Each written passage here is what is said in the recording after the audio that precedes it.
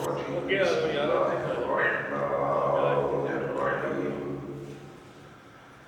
الحمد لله رب العالمين بارئ الخلائق أجمعين والصلاة والسلام على جميع الأنبياء والمرسلين سيما من سمي في الآفاق بأحمد وفي الأرض بأبي القاسم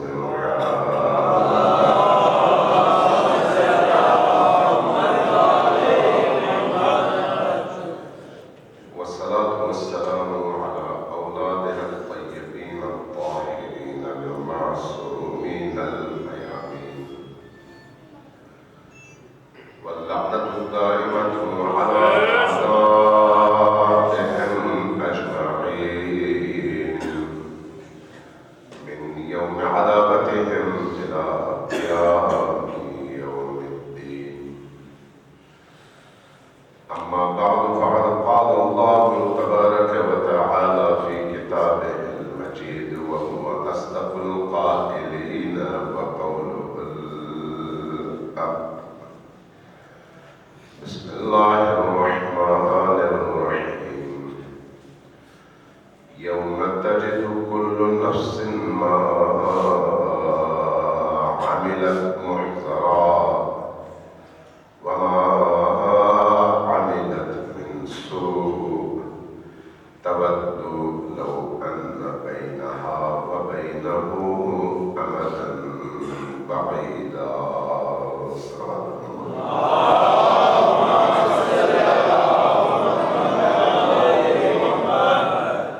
الله تبارك وتعالى آپ سب کے تمام مرحومین کو عالم برزخ کی تمام مشکلات سے نجات عطا فرمائے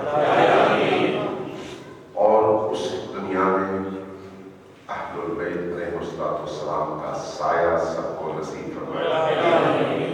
خصوصی طور پر اپنے مرحومین کو بھی یاد کیجیے اور خصوصی طور پر مرحوم زبان واضح حسین والد امیر علی صاحب جن کی آج مجلس کا اہتمام ہے 40ویں کے حوالے سے ان کے اثار ثواب اور بلندی درجات کے لیے سب مل کر ایک دفعہ سورہ فاتحہ اور 3 بار سورہ اخلاص کی تلاوت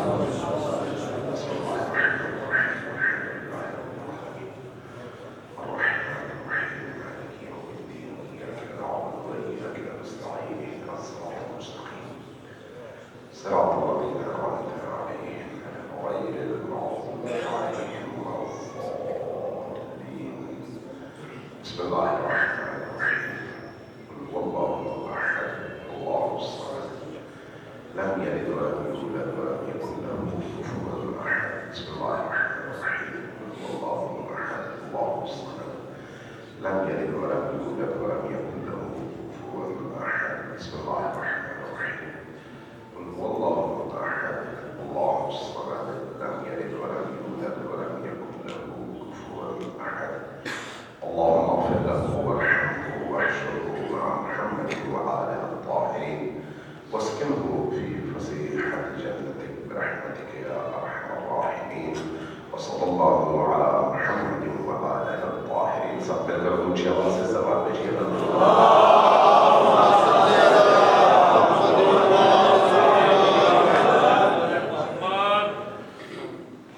جو بھی انسان اس دنیا میں آتا ہے وہ واپس جانے کے لیے آتا ہے.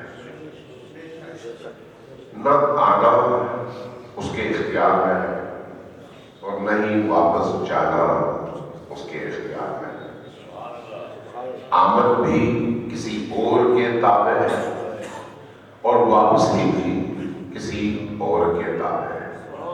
انسان اس وجہ سے مجبور محض ہے. نہ پشت پدر سے شکم مادر میں آمد میرے اور آپ کے اختیار میں ہے اور نہ ہی شکم مادر سے اس زمین پر آمد میرے اور آپ کے اختیار میں ہے.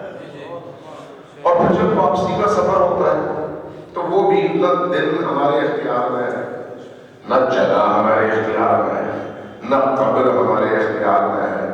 کچھ بھی ہمارے اختیار میں نہیں ہے.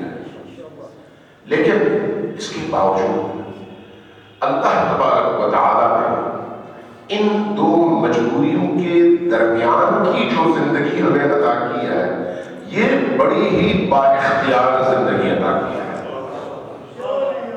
آنے اور جانے میں ہمارا اختیار نہیں ہے، لیکن اس دنیا میں ہم نے کیسے رہنا ہے یہ ہمارے اختیار میں دیا ہے، اور اسی اختیار کا نتیجہ یا جنت ہے یا جہنم ہے، اسی اختیار کا نتیجہ کہ اب ہم کس رستے کا انتخاب کرتے ہیں۔ اِنَّا هَدَيْنَاهُ السَّبِيلَ إِمَّا شَاكِرًا وَإِمَّا كَفُورًا۔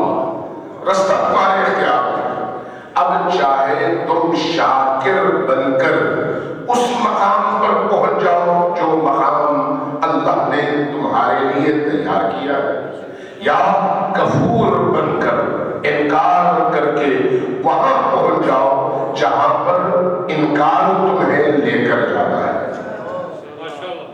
انسان یہ جو درمیانی عرصہ ہے، اس میں خود مختار ہے۔ خود مختار بھی اسی حوالے سے دو چیزیں ہیں جو انسان کی تمام زندگی کے پلرز شمار ہوتی ہیں۔ دو چیزیں، ایک اس کا عقیدہ ہے اور دوسرا اس کا عمل ہے۔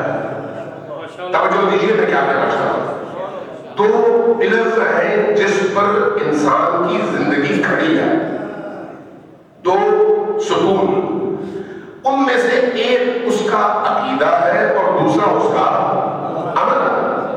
عقیدے کا ستون اگر ٹھیک ہے اور استوار ہے تو عمل کی کوتاہیوں کا سدباب ممکن ہے۔ توجہ ایسا کیا کہتے؟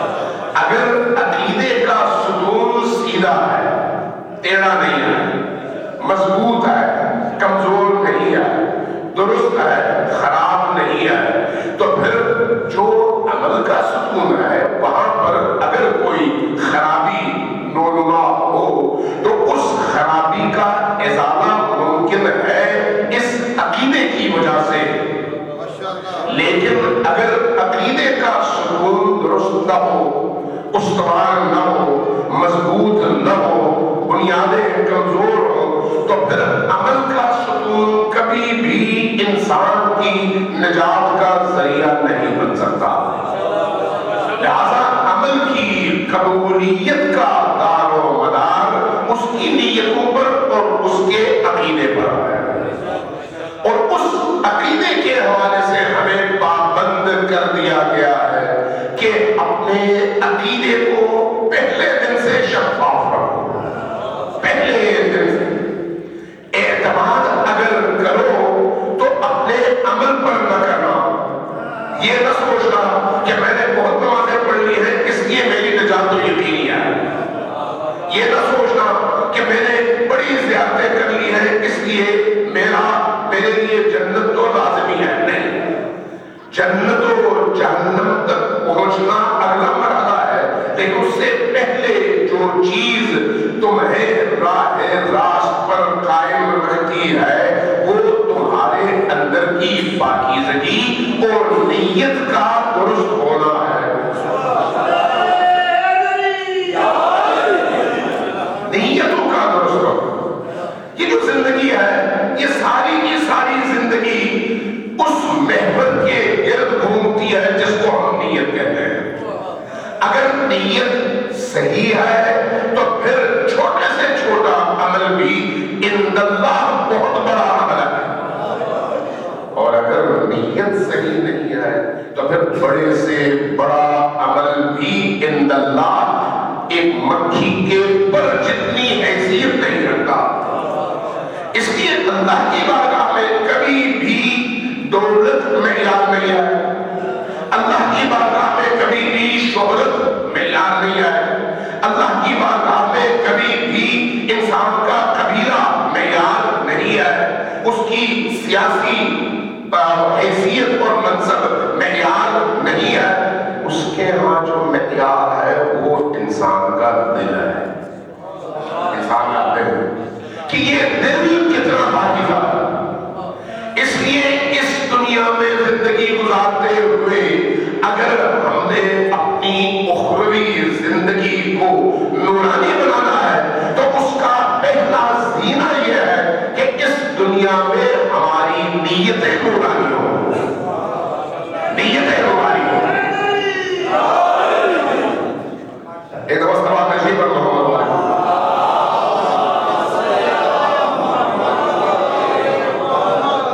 عزیزان کرام، میں چونکہ ترہیم کی مجلس ہے اور عام طور پر ہمارے یہاں مجالس میں نہ موت کا تذکرہ ہوتا ہے، نہ موت کے بعد کے مراحل کا تذکرہ ہوتا ہے، نہ عمل خیر کا تذکرہ ہوتا ہے۔ مجالس میں عام طور پر ہم بالعموم فضائل اور مسائل پر زیادہ توجہ دیتے ہیں۔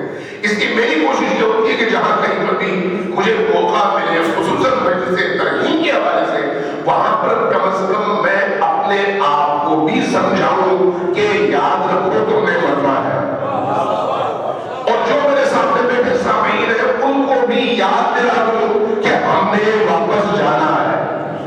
جب ہمیں واپس جانا ہے تو پھر ہمیں اپنی تیاری کرنی ہے، ہمیں اپنی تیاری کرنی ہے۔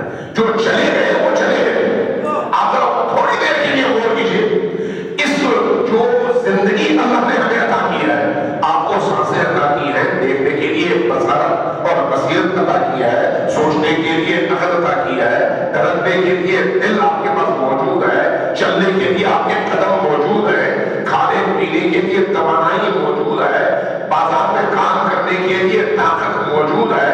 یہ جو آپ کو اتنی ساری نعمتیں ہمیں اللہ تبارک و تعالیٰ نے عطا کی ہے، کتنی دیر ضمانت ہے کہ یہ ساری چیزیں ہمارے پاس رہیں گی؟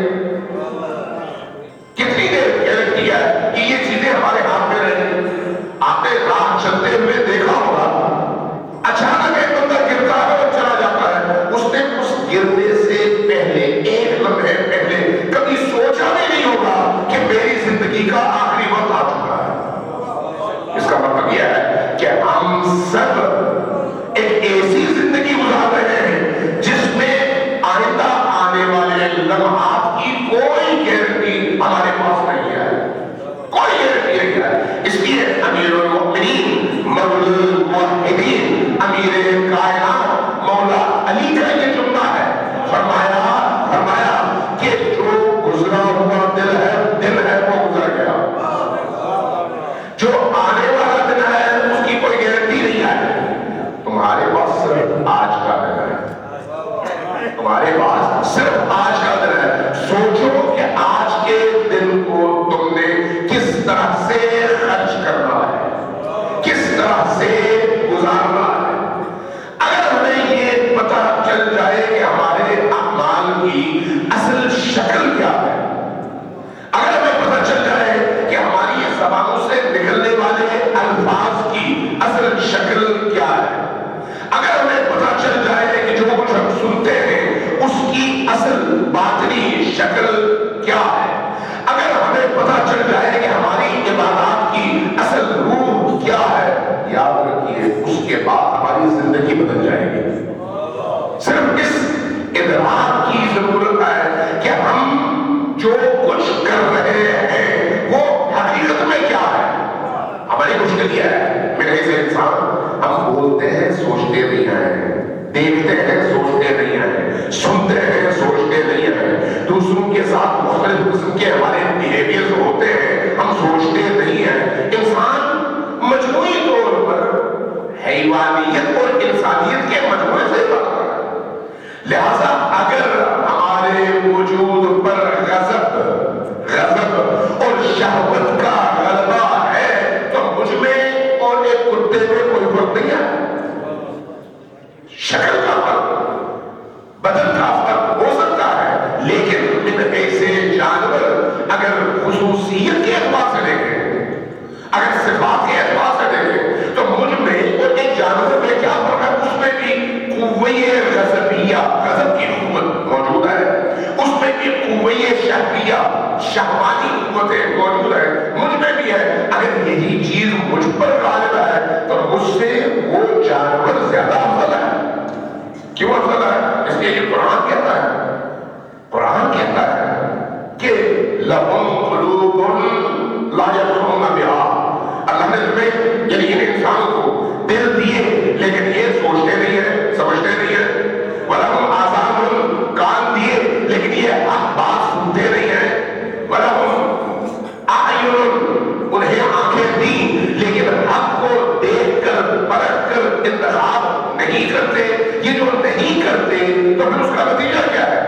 اولئک کالانعام، یہ جانور ہیں. یہ قرآن کہتا ہے جن کے پاس دل بھی ہے، جن کے پاس سماعت بھی ہے، جن کے پاس بصارت بھی ہے، اس کے باوجود نہ دیکھتے ہیں، نہ سوچتے ہیں، اور نہ ہی تدبر تعقل تفکر کرتے ہیں. اولئک کالانعام، یہ جانور ہے. آگے ایک اور جملہ ارشاد فرماتا ہے بل ہم اضل، بلکہ یہ جانوروں سے بدتر ہے. کیوں بدتر ہے؟ اس لیے کہ جانوروں میں تو یہ خوبیاں نہیں ہیں، ان کے اندر تو حق اور باطل کو الگ کرنے کا ادراک اور خصوصیت نہیں ہے، ان میں تو سچ اور جھوٹ کو الگ کرنے کی قابلیت نہیں ہے. تو اس میں اور اس انسان میں کیا فرق ہے؟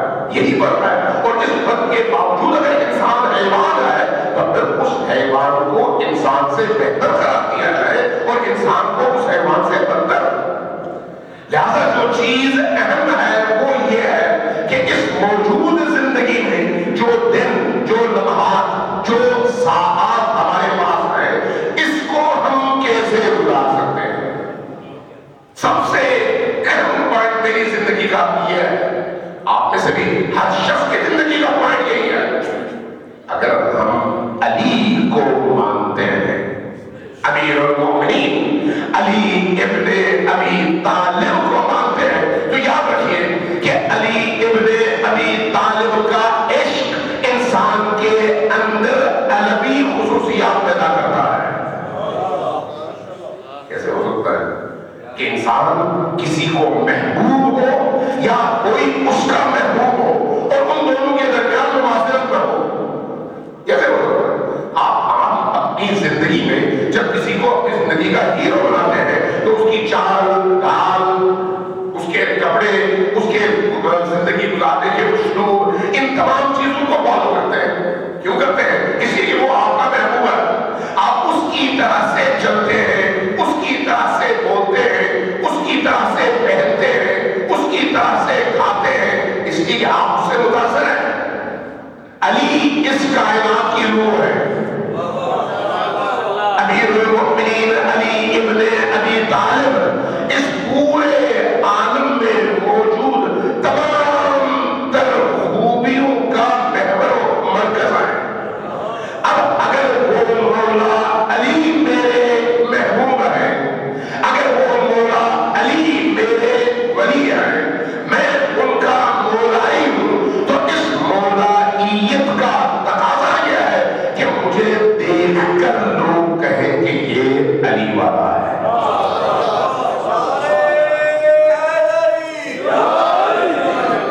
علی والے کون ہیں؟ علی والے وہ ہیں جو سراپا علوی نور کا مظہر بنتے ہیں. علی والے وہ ہیں جن کا کردار دیکھ کر انسان کہتا ہے کہ یہ اتنا پاکیزہ ہے تو اس کا مولا کتنی عظیم شخصیت ہوگی. علی والا وہ ہے جس کی عبادتیں بتاتی ہے کہ یہ شخص علی سے متاثر ہے. اس کا بیہیویئر بتاتا ہے کہ یہ شخص علی کا پیروکار ہے. اس کا تحمل بتاتا ہے کہ یہ شخص علی کا پیروکار ہے. اس کی استقامت بتاتی ہے کہ یہ شخص علی کا پیروکار ہے. امیر المؤمنین علی ابن ابی طالب کو ہم من حیث مکتب تشیع نبی کریم کے بعد تمام خلائق، تمام مخلوقات سے افضل سمجھتے ہیں. یہ ہمارا عقیدہ ہے کہ تمام مخلوقات میں علی برتر ہے بعد نبی مکرم اسلام.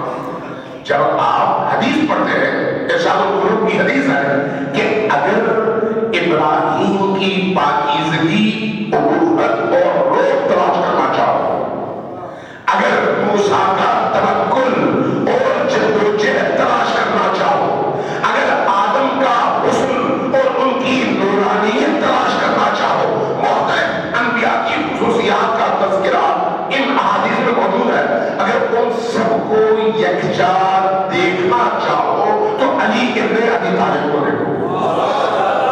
جو علی ان تمام انبیاء کی اعلیٰ ترین صفات کے مظہر ہیں، اس علی کو اللہ نے ہمارا ولی بنایا.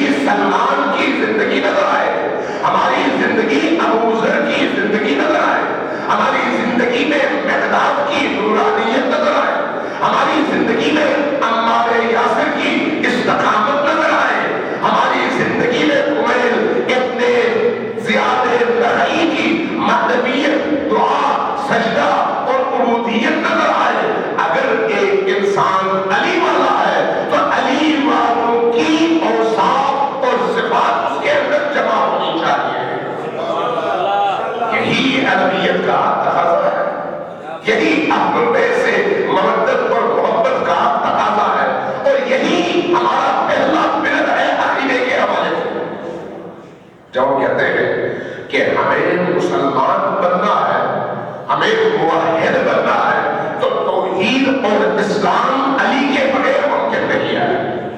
علی ہے ہمارے عقیدے میں، علی ہمارا ولی ہے، تو پھر ہم مسلمان بھی ہیں، موحد بھی ہیں اور مولائی بھی ہیں۔ اس اسلام، توحید اور مولائیت کا تقاضا یہ ہے کہ جہاں اہل البیت نظر آئے ہم نظر آئے، جہاں وہ نظر نہیں آئے وہ وہاں پر ہم بھی نظر نہ آئے۔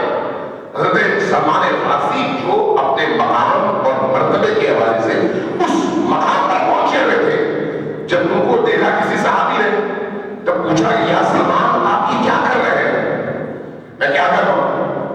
کہا کہ آپ کو میں نے دیکھا کہ آپ جہاں جہاں نبی اور علی قدم رکھتے ہیں اس سے آپ ایک انچ ادھر ادھر نہیں ہوتے، اسی طرف سے چلتے ہیں اور انہی جگہوں پر قدم رکھتے ہیں۔ عرض کیا کہ مجھے اللہ کے رسول اور علی کے اتباع کا حکم دیا گیا ہے، اس لیے میں اپنی جان میں بھی کوشش کرتا ہوں کہ میرے قدم اس جگہ سے ہٹے نہیں جہاں پر علی کے قدم رہے۔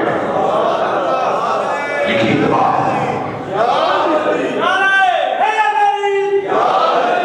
یہ علی کی اتباع ہے۔ سلام دے ذرا پوچھے بات سلام دے۔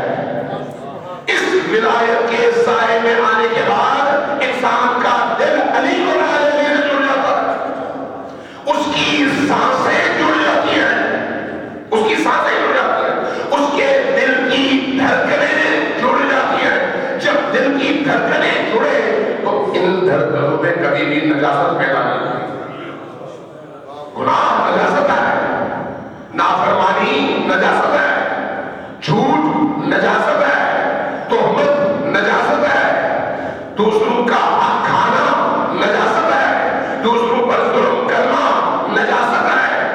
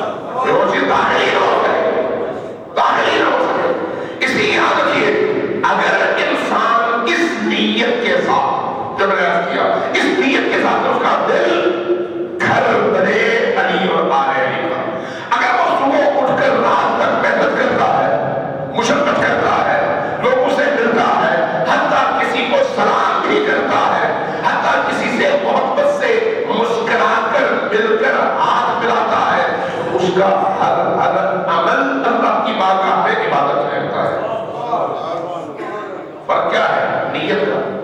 فرق کیا ہے؟ ارادے کا، کہ آپ کا ارادہ کیا ہے. ارادہ کیا ہے؟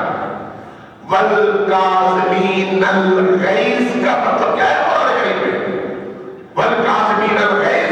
جب ایک غلام نے امام موسیٰ بن جعفر علیہ السلام کی کے حوالے سے یہ روایت احادیث میں موجود ہے کہ آپ کا غلام کوئی کھانے کا برتن لے کے آیا، اس کے ہاتھ سے برتن گر گیا، چائے کی باقی کوئی اور چیزیں تھیں، لیکن باہر جب وہ گری تو چیزیں ٹوٹ گئی، آپ کے کپڑے بھی خراب ہو گئے. غلام گھبرا گیا، گھبرا کے فوراً کہا وَالْكَاظِمِينَ الْغَيْظَ. وَالْكَاظِمِينَ الْغَيْظَ اہل ایمان کی علامت ہے. وَالْكَاظِمِينَ الْغَيْظَ اہل ایمان وہ ہے جو اپنے غیظ اور غضب کو کنٹرول کرتے ہیں. جیسے یہ کہا امام کاظم علیہ السلام نے کہا جاؤ تمہیں میں نے آزاد کر دیا. نہ صرف سزا نہیں بلکہ غلامی سے آزادی. یہ امام کی وہ بڑائی اور عظمت کا ایک روح ہے، اور یہی روح کائنات کو امام سے جوڑتی ہے. یہی روح کائنات کو امام کی طرف جذب ہونے پر یہ روح مجبور کرتا ہے. یہ جو ہم ائمہ کی مدح و ثنا اور فضائل بیان کرتے ہیں صرف جنگوں کے نہیں ہونے چاہیے. جنگ ایک پہلو ہے، خیبر ایک پہلو ہے، بدر ایک پہلو ہے، احد ایک پہلو ہے. یہ لوگوں کو گھبرانے کے لیے ٹھیک ہے، لیکن ان کی ساری زندگی جنگ تو نہیں ہے. اگر 12 ائمہ کی زندگی کے اس اخلاق کو آپ ایک جگہ جمع کرنا چاہیں تو سب سے بڑی ان کی خوبی کیا ہے؟ اللہ کے بندوں سے نرمی اور محبت سے پیش آنا. سب سے بڑی خوبی اللہ کے بندوں سے حتیٰ وہ دشمن ہی کیوں نہ ہو، پیار سے پیش آنا، محبت سے پیش آنا، احترام سے پیش آنا. اور سب سے بڑی عبادت جو ائمہ اطہار علیہ السلام نے ہمیں سکھائی ہے وہ عبادت کیا ہے؟ کسی انسان اور کسی مخلوق کی زندگی میں موجود مشکل کو دور کرنے کے لیے قدم اٹھانا. کوئی انسان بیمار ہے جا کے آپ اس کی عیادت کر لیں. کوئی کمزور ہے جا کے اس کی معاونت کر لیں. کوئی یتیم ہے جا کر اس کے سر پہ ہاتھ پھیریں. کوئی ایسا مرد ہے جو اپنے بچے کو پڑھانا چاہتا ہے اور آپ کی استطاعت موجود ہے جا کے اس کی مدد کر دیں. کوئی بھی ایسی مشکل، کسی کے گھر پہ بیٹی ہے شادی نہیں ہو رہی شادی کروا دیں، کسی کا جہیز نہیں ہے جہیز تیار کروا دیں، کسی کے پاس کفن کے پیسے نہیں ہے جا کے کفن دلوا دیں، کسی کے پاس قبر کی جگہ نہیں ہے جا کے قبر دلوا دیں. یعنی خلق خدا کی زندگی کی ایسی تمام کمیوں میں جہاں جہاں میں سے ایک فرد جو رول ادا کر سکتا ہوں، اگر یہ کروں تو آپ کے حج سے اس کا ثواب زیادہ ہے.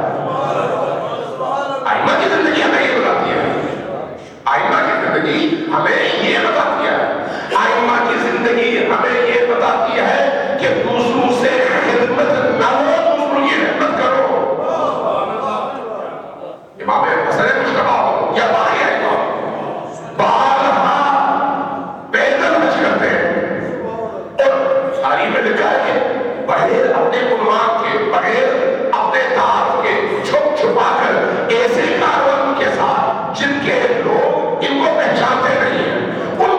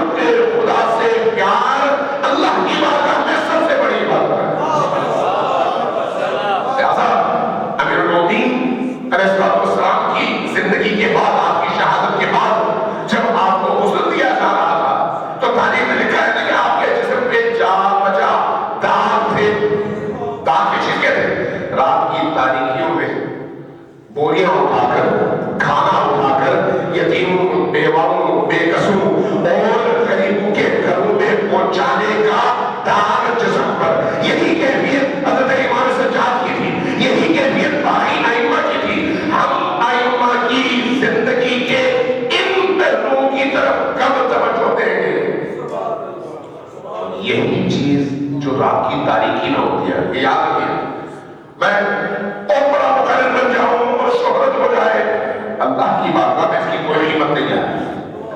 میں لوگوں کی نگاہ میں بہت بڑا فرد بن جاؤں، اللہ کی نگاہ میں یہ قیمت نہیں ہے. قیمت وہ ہے جو میرے اندر ہے. اگر میں تنہائیوں میں اپنی زندگی کے وہ سارے کام جو میں انجام دیتا ہوں اللہ کی نیت سے انجام دے رہا ہوں تو وہ کام ادھر میرے کام آتی ہے اور اسی کی وجہ سے اللہ کی نگاہ میں بڑا ہو جاتا ہوں.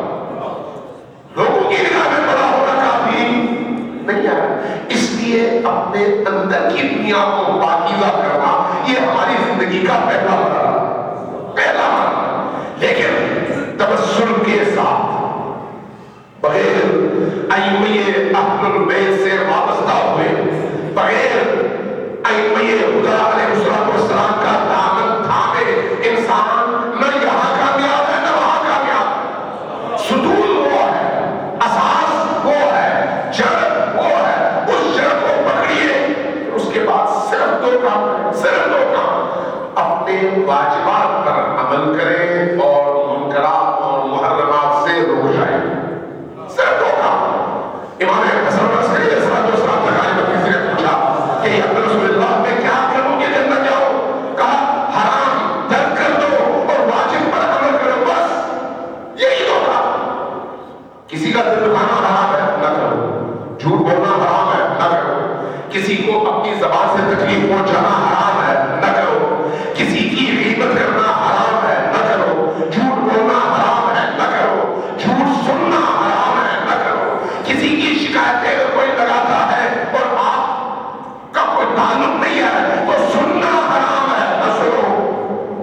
وہ سمپل چیزیں، سمپل چیزیں. لیکن ہم آج ان تمام بیماریوں میں صبح سے شام تک جکڑے ہوئے ہوتے ہیں. صبح سے شام. عزیزان، میرے بزرگوں، میرے بھائیوں، میرے نوجوان دوستوں، یاد رکھنا، یاد رکھنا، انسان کی زندگی میں اس کے اعضاء اور جوارح، ہاتھ پاؤں سے سرزد ہونے والا کوئی عمل ایسا نہیں ہے جو ضائع ہوگا. کوئی عمل، ہر عمل محفوظ ہے، ہر عمل محفوظ ہے. آپ بہت سارے لوگ آپ کے درمیان وہ ہوں گے جنہوں نے سائنس پڑھی ہے. آج کے تمام سائنس کے علوم کے ماہرین اس بات پر متفق ہیں کہ یہ جو پاور ہے جس کو آپ انرجی کہتے ہیں یہ شکلیں بدلتی ہے، کبھی مادے میں کبھی انرجی. یہ جو انسان کے اندر جذبات ہیں یہ کیا ہے؟ انرجی. یہ انرجی ہے. یہی انرجی بعض اوقات دھماکے کرتی ہے. پیٹرول آپ نے دیکھا ہے، پیٹرول اگر سے پانی کی طرح سے ایک سیال مادہ ہے، لیکن بعض اوقات اگر ماحول میسر آئے تو وہ تھوڑا سا پیٹرول آپ کی پوری بلڈنگ کو جلا دیتا ہے. وہ جو آگ ہے وہ کہاں پر ہے؟ پیٹرول کے اندر چھپا ہوا ہے، اس کے اندر موجود ہے، لیکن بظاہر نظر نہیں آتا. اسی طرح سے انسان کے اندر بھی پیٹرول موجود ہے. وہ اس کا غصہ ہے، اس کا غضب ہے، اس کے اندر موجود نفرت ہے، اس کے اندر موجود کینہ ہے، اس کے اندر موجود حسد ہے، اس کے اندر موجود بغض ہے، اس کے اندر موجود دوسروں کے لیے نیکی ہے. یہ چیزیں ساری کی ساری انرجی ہے، انسان کے اندر ہے. جب تک اندر ہے انسان محفوظ ہے. جب وہ باہر نکلے تو اس کی دنیا بھی تباہ ہے اور آخرت بھی تباہ ہے. اس لیے ہمیں اہل البیت نے جو رستہ بتایا وہ یہ ہے کہ یہ جو ہمارے اندر حیوانی انرجی ہے اس کو کنٹرول کرو اور انسان بناؤ. اس کو انسان بناؤ. ہم جنت اور جہنم کی بات ایسے کرتے جیسے بازار سے پیسے دے کر ہم کوئی پھل فروٹ لے رہے ہیں. جنت اور جہنم اور ہمارے درمیان جو تعلق ہے وہ ایسا نہیں ہے. جنت کیا ہے؟ آپ کا عقیدہ. جنت کیا ہے؟ آپ کا عمل. جہنم کیا ہے؟ آپ کا عقیدہ. جہنم کیا ہے؟ آپ کا عمل. جو کچھ آپ اور ہم کر رہے ہیں یہی اگر علی کے رستے میں ہے تو جنت ہے، اگر مخالف رستے میں ہے تو جہنم ہے.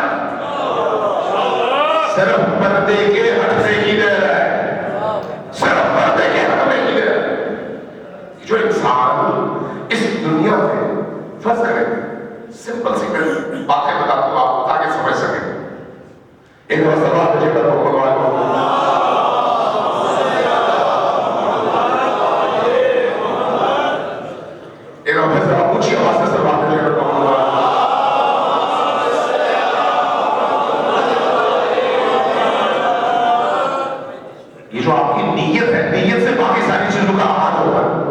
جو آپ کے اندر ایک نیک نیت پیدا ہوتی ہے کہ میں یہ نیک عمل کروں گا، یہ آپ کے اندر انرجی ہے.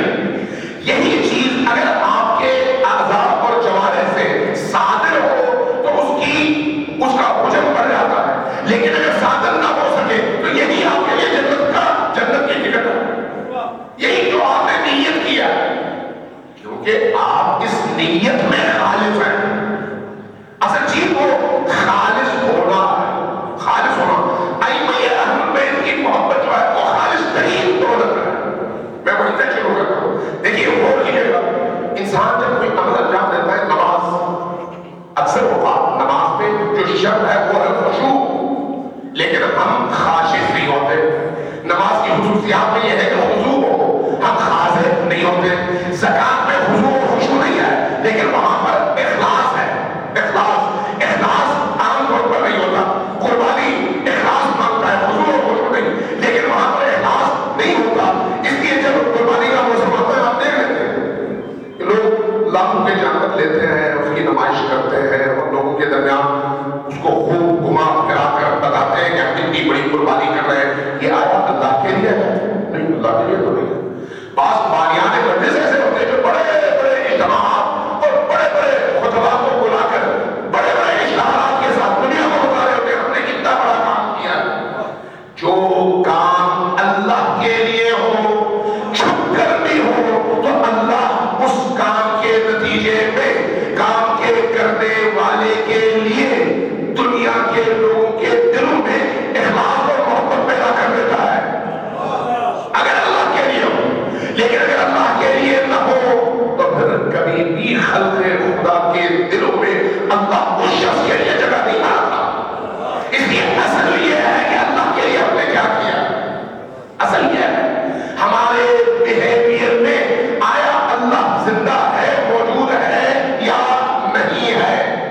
ہمارے اخلاص کا تعلق آیا اللہ سے ہے یا ہماری اپنی ذاتی مفادات اور ہمارے زندگی کے مختلف امور سے ہے. اصل چیز یہ ہے کہ اس کی طرف کتنے متوجہ ہیں. اس لیے اپنی عملی زندگی میں جس چیز کی طرف سب سے زیادہ توجہ چاہیے وہ یہ ہے کہ عبادت اگرچہ کم ہی کیوں نہ ہو لیکن خاموشی سے ہو. اللہ کی بارگاہ میں مقدار اہمیت نہیں رکھتا. مقدار بالکل اہمیت نہیں رکھتا. اس کی بارگاہ میں اہمیت کی چیز کیا ہے آپ کے اخلاص کی. حضرت بہلول دانا کے بارے میں آپ نے سنا ہے، بہت بڑے حکیم امام صادق علیہ السلام کے دور کے شاگرد امام اپنے محلے میں تھے. پتا چلا کہ محلے میں لوگ بڑے زور و شور سے مسجد بنا رہے ہیں. سنو، جب مسجد کمپلیٹ ہوئی تو اعلان ہو گیا آج جس طرح سے جمعے کا دن تھا کہ جمعے کو نماز ہم مسجد میں پڑھیں گے، لیکن افتتاح کے لیے لوگوں کو 10 بجے صبح مسجد میں آنا چاہیے. رات میں چلے گئے مسجد. ایک بہت بڑے کتبے پر لکھا مسجد بہلول. مسجد کے مین گیٹ کے اوپر لگا دیا خاموشی سے اور واپس گھر آ گئے. گھر آئے، صبح پہنچ گئے اجتماع میں 10 بجے. دیکھا کہ مسجد بنانے والی انتظامیہ بھی، جنہوں نے گارا اٹھایا تھا، جنہوں نے اینٹیں دی تھی، جنہوں نے سیمنٹ دیا تھا، وہ سب جمع ہیں اور بڑے جزبز ہیں، چلے ہوئے بیٹھے. جیسے یہ پہنچے، حکیم ہے، دانا ہے، لیکن عمل سے سمجھانا چاہتا ہے. جیسے ہی دیکھا لوگوں نے فوراً ان پر بل پڑے. کسی نے بھوسوں سے، کسی نے لاتوں سے، کسی نے گالیوں سے استقبال کیا، خوب مارا. وہ دعا کھاتے رہے. جب وہ لوگ تھک گئے مجھے کہا کہ مجھے میرا جرم تو بتا دو کہ میں نے کیا کیا. جرم تو بتا دو. کہا کہ یہ مسجد بہلول کس نے لکھا ہے نام ہے؟ کیوں لکھا ہے؟ کہا میرا جی چاہا. کہا تم نے تو مسجد نہیں بنائی تھی، مسجد ہم نے بنائی، پھر تم نے اپنا نام کیوں لکھا؟ پوچھا یہ بتاؤ کہ یہ مسجد تم لوگوں نے بنائی ہے؟ کہا کس کے لیے بنائی ہے؟ کہا اللہ کے لیے. کہا جس اللہ کے لیے تم نے مسجد بنائی ہے کیا اس کو نہیں پتا کہ یہ مسجد میں نے نہیں تم نے بنائی ہے؟ اگر اس اللہ کو معلوم ہے تو کیا میرا بورڈ لگ جانے سے اللہ تمہارا اجر مجھے دے گا؟ کہا نہیں. پھر تم نے مجھے کیوں مارا؟ ذہن کھلے گا، بات تو صحیح ہے. اگر میں اپنے رب کے لیے کر رہا ہوں تو لوگوں کو پتا ہو یا نہ ہو، جس نے دیکھنا ہے وہ دیکھ رہا ہے. اگر میں عزاداری سید الشہداء امام حسین علیہ السلام کے لیے کر رہا ہوں تو جو دیکھ رہا ہے وہ دیکھ رہا ہے. لوگوں کو دکھانے کی ضرورت نہیں ہے، وہ خود لوگوں کو دکھا دے گا. نمازیں بھی اسی طرح سے، حج بھی اسی طرح سے ہے، زکات بھی اسی طرح سے ہے، عمرے بھی اسی طرح سے ہے، زیارتیں بھی اسی طرح سے ہے، قرآن خوانی بھی اسی طرح سے ہے، رمضان کے روزے بھی اسی طرح سے ہے، مستحب روزے بھی اسی طرح سے ہے، لوگوں کو صدقہ دینا بھی اسی طرح سے ہے. ہر وہ کام جو انسان اپنی خواہش نہیں بلکہ ان کی خواہش کے لیے کرے وہ زندہ ہے اور اس کے لیے جنت ہے. اس کے لیے جنت ہے. اس لیے یہ جو ہمارے پاس زندگی ہے نا، اس زندگی کی قدر کی. روایات میں ہے، روایات اب جس مرحوم کے لیے آج کی ہم یہ مجلس کر رہے ہیں اور آپ سب تشریف لاتے ہیں، ذرا سوچئے اس وقت برزخ میں ان کی کیا کیفیت ہوگی. آپ ذرا اپنے مرحومین کا سوچیں کہ اس وقت سب کے سب برزخ میں ہیں. جتنے بھی لوگ دنیا سے گزر چکے ہیں سب کے سب برزخ میں ہیں، چاہے اچھے ہیں برے ہیں، بہت نیک ہیں یا درمیانی درجے کے ہیں یا نچلے درجے کے، سب کے سب اس وقت برزخ میں ہیں. حضرت آدم کے دور سے لے کر آج تک اس وقت تک جتنے لوگ چلے گئے سب کے سب برزخ میں موجود ہیں.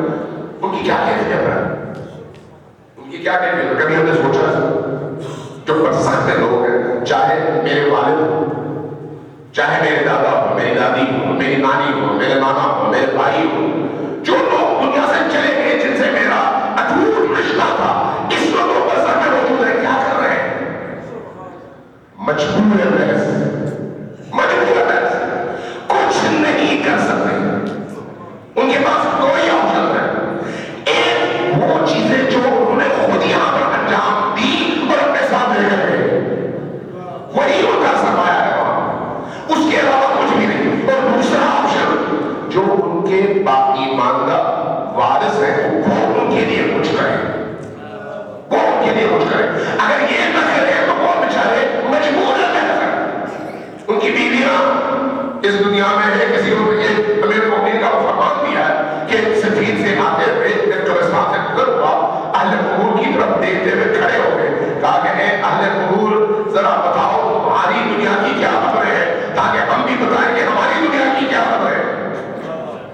اس کے بعد شاہ فرمایا تم نے جو دولت جمع کی تھی وہ یہاں پر تمہارے وارث خرچ کر رہے ہیں، تمہیں کچھ نہیں مل رہا. تمہاری بیویوں نے نئی شادیاں کی ہیں اور ہمارے شوہروں نے بھی نئی شادیاں کی ہیں اور انہوں نے اپنی زندگی گزار لی ہے اور گزار رہے ہیں، تم مجبور ہیں. اور اس کے بعد اپنے ساتھیوں کی طرف اشارہ کیا، فرمایا اگر ان کو اجازت ملتی تو یہ کہتے کہ خیر الزاد التقوی، بہترین سرمایہ تقوی اور پاکیزگی ہے. لوگوں آنے سے پہلے پاکیزہ ہو کر آنا، آنے سے پہلے پاکیزہ ہو کر آنا.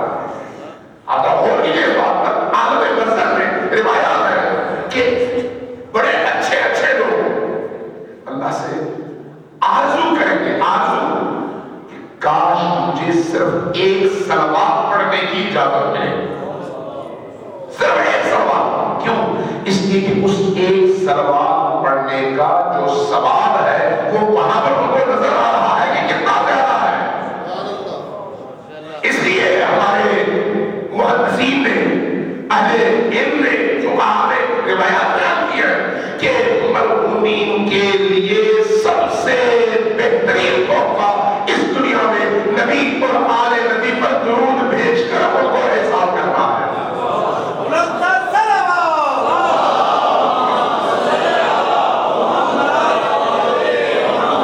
بہترین ہدیہ. لیکن کب تک ہے یہ ہدیہ؟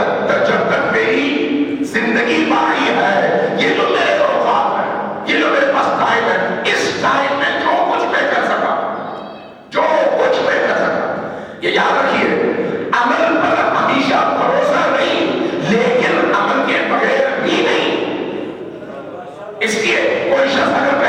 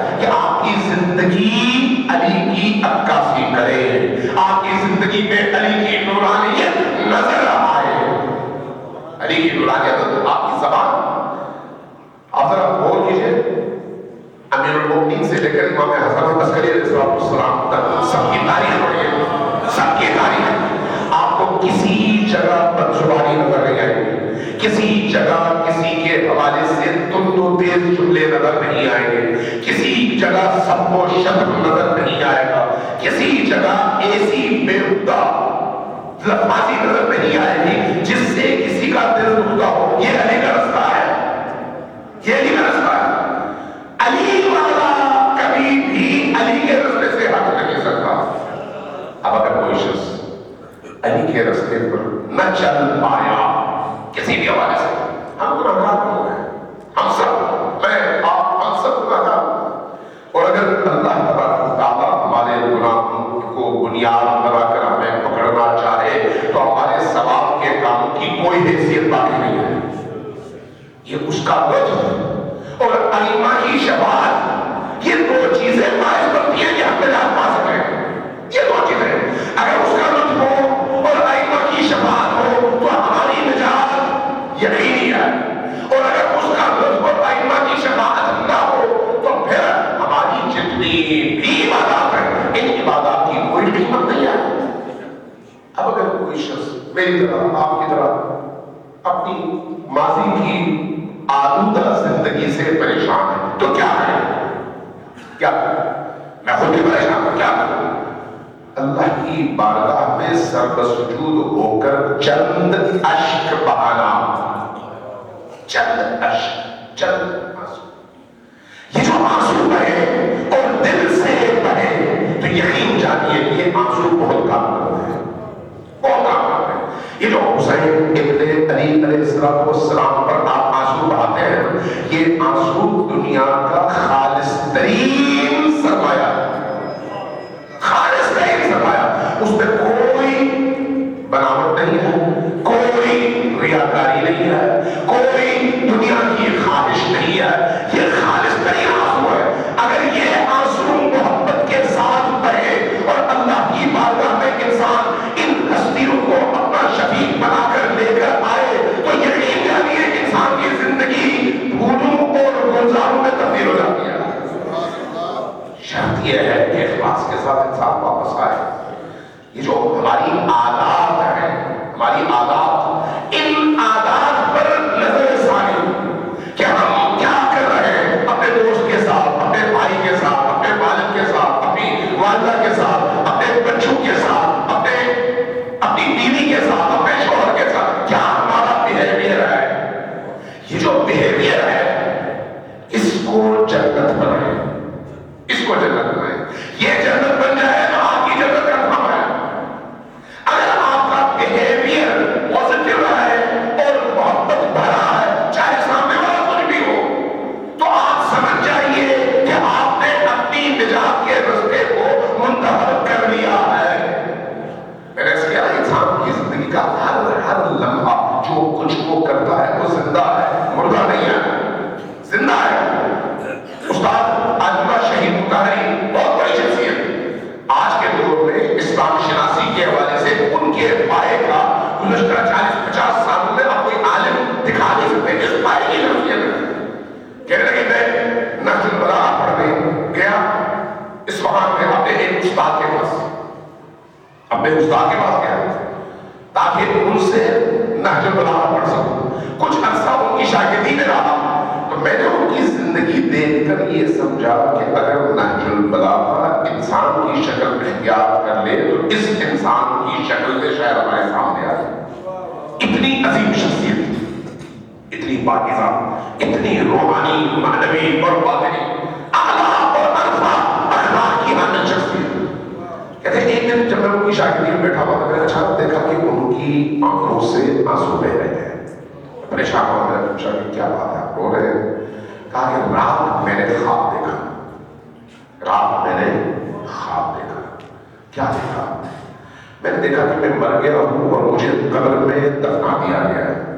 جیسے ہی مجھے دفنایا گیا لوگ واپس چلے گئے، اچانک قبر کی ایک دیوار کھل گئی ایک کھڑکی کی طرح سے، اور اس سے ایک سفید رنگ کا کتا میری قبر میں داخل ہوا۔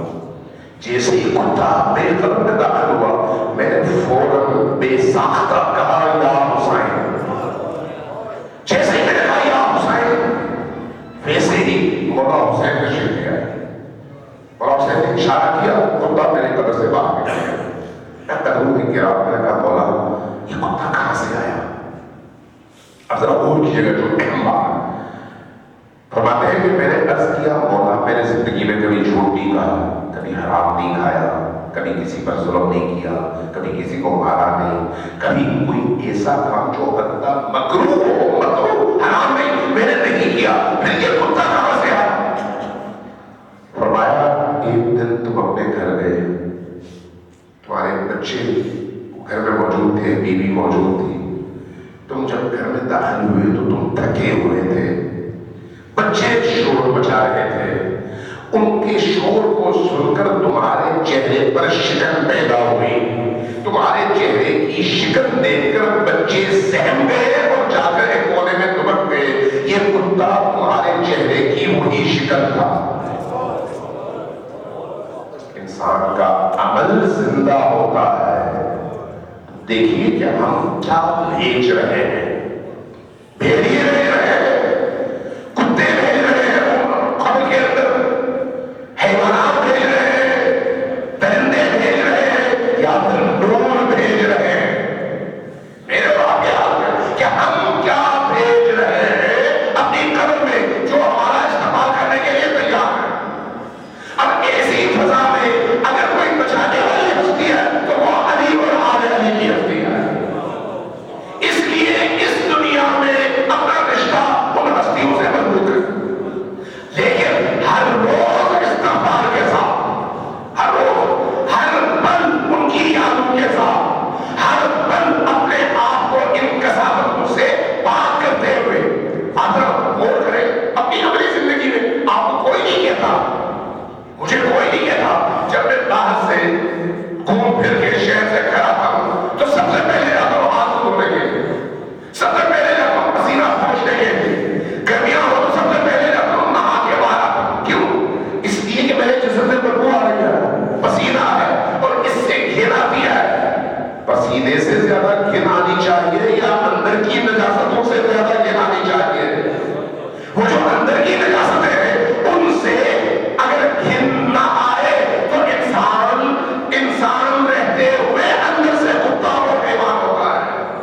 اس اندر کے حیوان کو مارنے کا بہترین رستہ یہ ہے صبح دوپہر شام استغفار بھی کرے اور ائمہ اطہار سے توسل بھی کرے.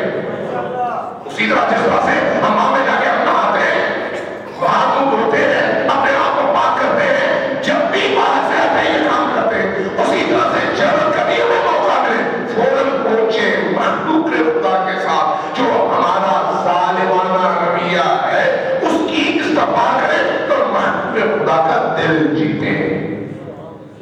دل جیتے. یہ جو دل جیتنا ہے، اگر آپ کسی پرندے حتیٰ کسی کتے کا بھی دل جیتتے ہیں اور اس کی خدمت کرتے ہیں تو اللہ کی بارگاہ میں اس کی بہت بڑی قدر ہے. حتیٰ ہوتا ہی آپ جو آپ گھر میں پرندے پالتے ہیں، اگر اس نیت کے ساتھ آپ ان کو غذا دیں کہ اللہ خوش ہوتا ہے کہ ان کی مخلوق کا پیٹ بھرا جائے تو یہی آپ کی بہترین عبادت ہے. یہی بہترین عبادت. بہت ساری نمازیں پڑھنے کی ضرورت نہیں ہے. یہ جو آپ نے چڑیوں کو پانی دیا ہے یہ بہترین عبادت ہے.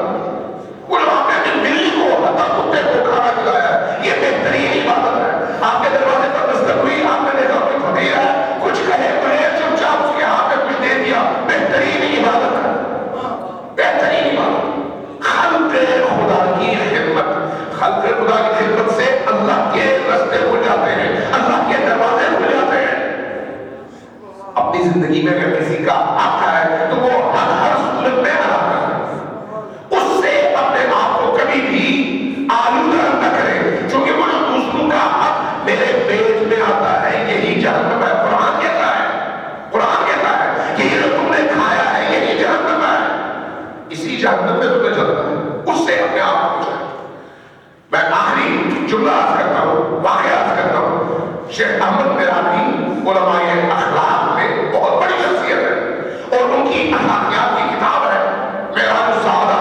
بڑے بڑے مجتہدین فقہا جب لوگوں کی تربیت کرتے ہیں تو اس کتاب سے استفادہ کرتے ہیں. آپ اندازہ لگا لیجیے کتنی بڑی شخصیت ہے.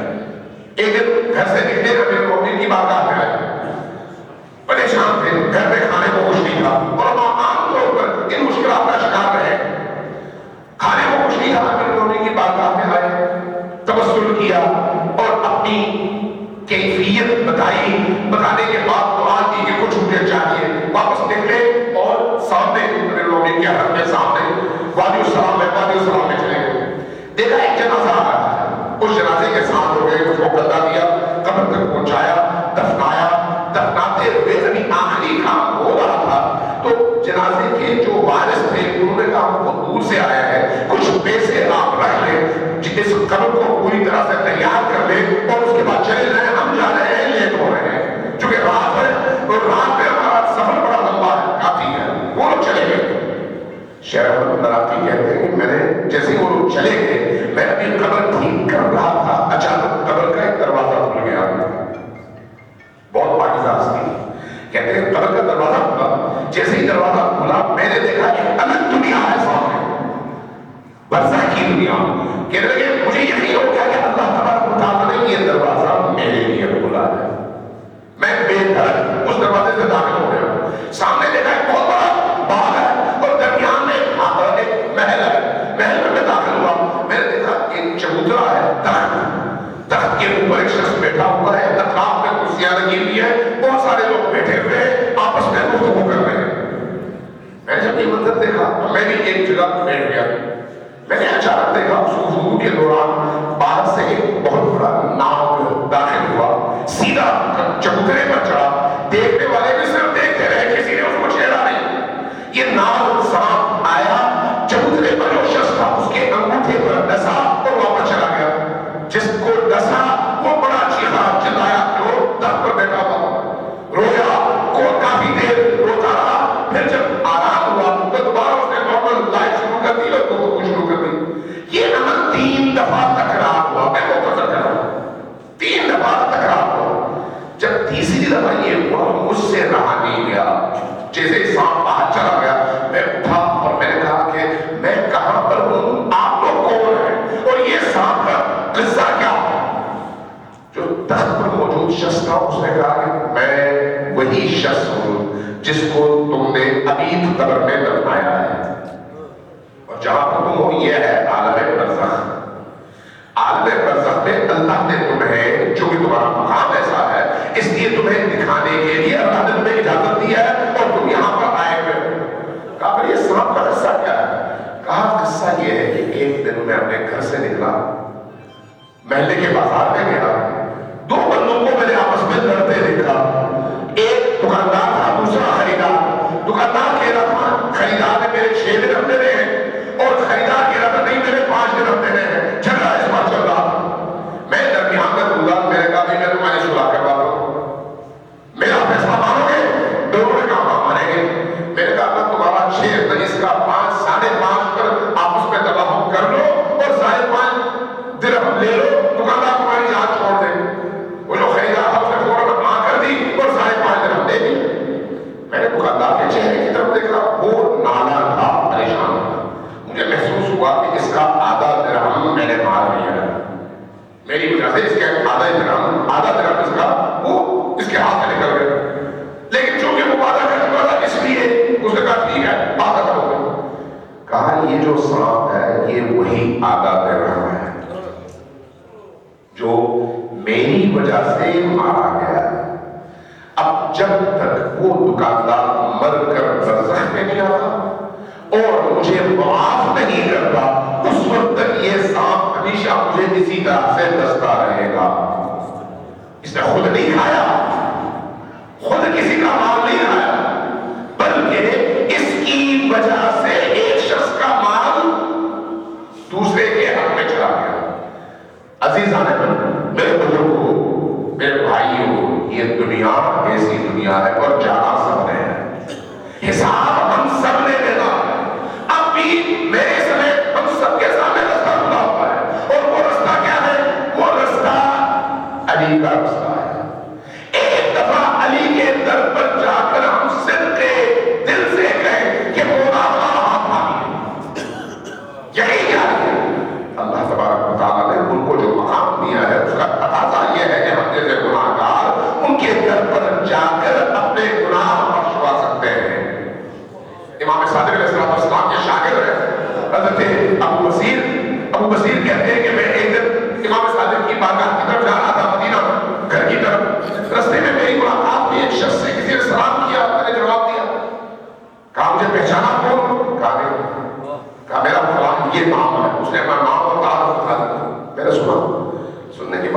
میں نے کہا کہ ہاں میں تمہیں پہچان گیا. پوچھا میرے بارے میں کیا جانتے ہیں آپ؟ کہا میں نے تمہارے بارے میں سنا ہوا ہے کہ تم بہت بڑے بدماش ہو اور لوگ بہت زیادہ تم سے تنگ ہیں.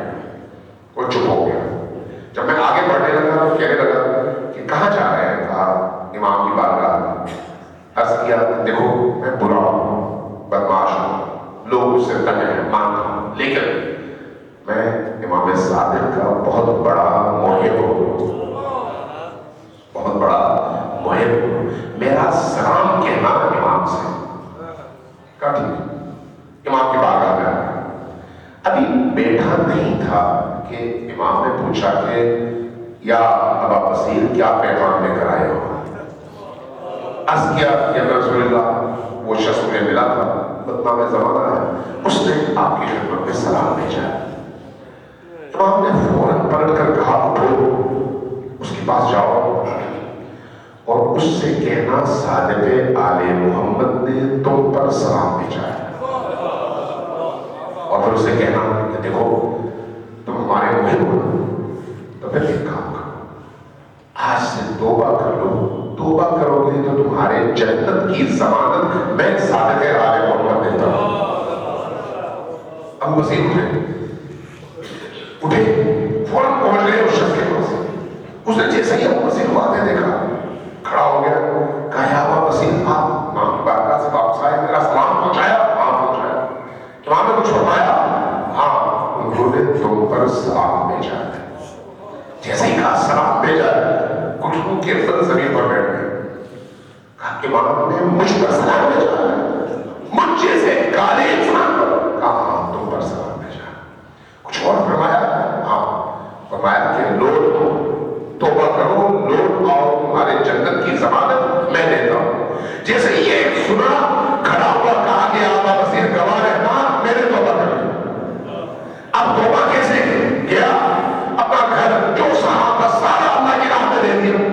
جن لوگوں کے ساتھ زیادتیاں کی تھی جا کے ان سے معافیاں مانگی. سب کچھ ختم کیا لوگوں کے ساتھ جو اس نے زیادتیاں کی تھی. جن جن کو تنگ کیا تھا ان سے معافیاں مانگی. دل صاف ہو گئے. واپس آیا ابو بصیر کے دروازے پر دستک دی. کہا کہ ابا بصیر میں نے توبہ تو کر لیا، سب کچھ کیا، لیکن اس کو یہ جو تن پر میرے کپڑے ہیں ان کپڑوں کا مجھے نہیں معلوم کہ یہ حلال سے ہے یا نہیں ہے، اس میں کسی کا حق ہے یا نہیں ہے. اگر آپ اپنا ایک جوڑا دے دیں تو میں پہن لوں اور یہ بھی اللہ کی راہ میں دے دوں. ابو بصیر نے کپڑے دے دیے. انہوں نے جا کے نہا لیا، کپڑے پہنے اور وہ کپڑے بھی اللہ کی بارگاہ میں دے دیے. کچھ عرصہ گزر گیا. ابو بصیر کے دروازے میں دستک دی. جب دروازہ کھولا کسی نے کہا کہ آپ کا وہ دوست جو آج بڑا ہی نیک ہے اس وقت موت اور حیات کی کشمکش میں ہے، مرنے لگا ہے. فوراً دوڑ پڑے، اس کے گھر پہنچے، اس کے سرحانے بیٹھ گئے، اس کی پیشانی پر اپنی ہتھیلی رکھی، دیکھا گرم ہے. اس نے بھی جیسے ان کے ہاتھ کی تپش محسوس کی، آنکھیں کھولی، نگاہ پڑی ابو بصیر پر. فوراً کہا یا ابا بصیر ایک بات بتاؤں آپ کو؟ کہا بولو. کہا امام صادق علیہ السلام نے اپنا وعدہ پورا کر دیا ہے. کہا کیا مطلب؟ کہا کہ میں جنت میں اپنا مقام دیکھ رہا ہوں. یہ کہا سر ڈر گیا، گردن ڈر گئی اور بھاپ آ گیا. ابو بصیر ان کے تجہیز، تکفین اور غسل وغیرہ سے باہر ہوئے، دفن سے باہر ہوئے، واپس پلٹے امام کی بارگاہ میں پہنچنے کے لیے. روایت اس نے کافی کی ہے. جب امام کے دروازے پر پہنچے، روایت کہتی ہے کہ ابو بصیر کا ایک پاؤں دروازے کے اندر تھا، دوسرا پاؤں دروازے کے باہر تھا. اندر سے امام کی آواز آئی، اے ابو بصیر ہم نے تمہارے دوست سے کیا ہوا وعدہ پورا کر دیا ہے. ہم ان ائمہ کے ماننے والے ہیں، ان اولیاء کے موالی ہیں، ان پاکیزہ ترین ہستیوں کے گداگر ہیں، ان پاکیزہ ترین ہستیوں کی بارگاہ کے سوالی ہیں. جب آپ ان کے سوالی ہیں تو پھر یہاں سے پاک ہو کر جائیے. جب ہم پاک ہو کر جائیں، یاد رکھیں پاک ہو کر جائیں گے تو ممکن نہیں ہے کہ علی کی ولایت دل میں ہو اور انسان کی بخشش نہ ہو.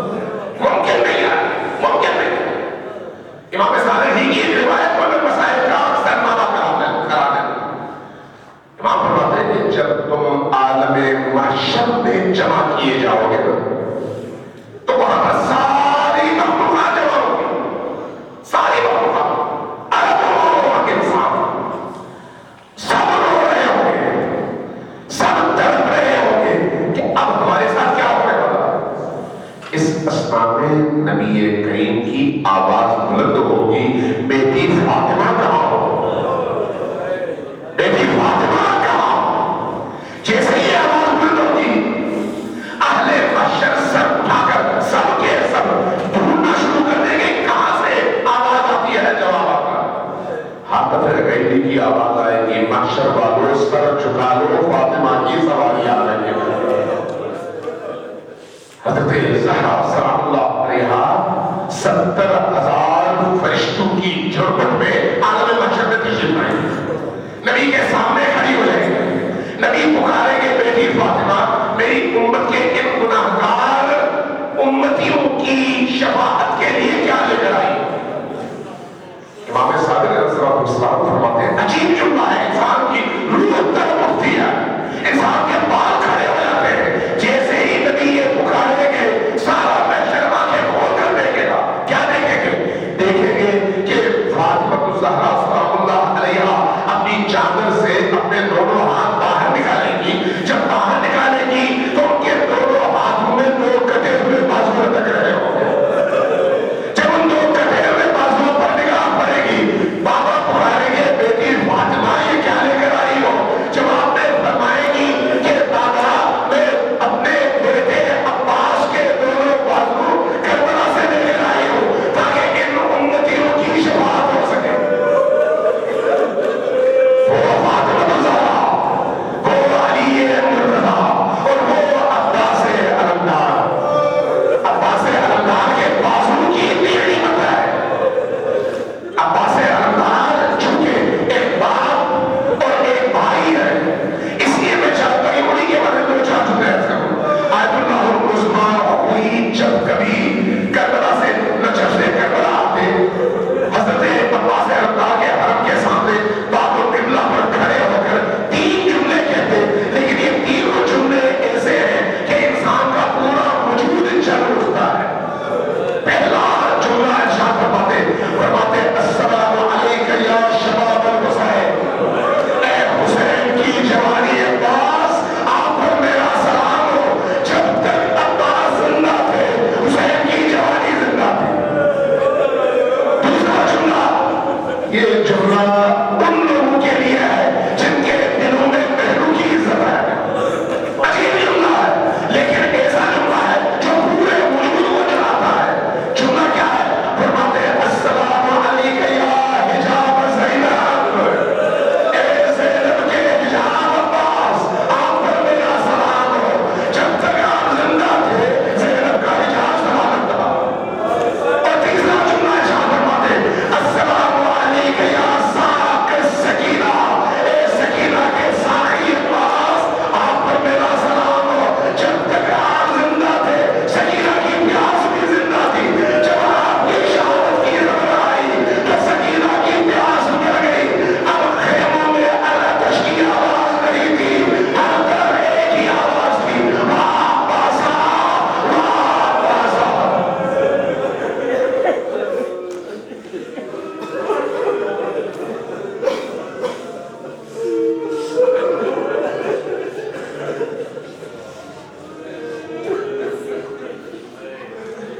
نسألك اللهم ونرجوك باسمك العظيم الأصيل الأجيب عظيم الأعز العظيم الأكرم بك يا الله، 10 مرتبہ اونچی آواز سے پکاریے یا اللہ